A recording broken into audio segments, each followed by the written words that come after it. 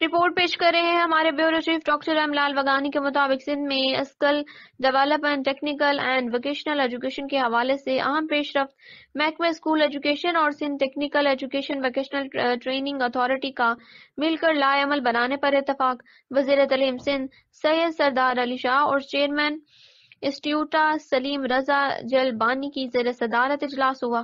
اس موقع پر secretary school education Zahid Abbasi, managing director انسٹیٹیوٹا Munawar Ali Mithani, chief executive adviser Fauzia Khan, director non formal education Abdul Jabbar Marri, chief executive adviser JICA Jiho Ohashi consultant Prem Sagar اور دیگر افسران نے شرکت کی۔ اجلاس میں اسکول سطح پر skill development, technical and vocational education کی اہمیت کے حوالے سے تبادلہ خیال کیا گیا۔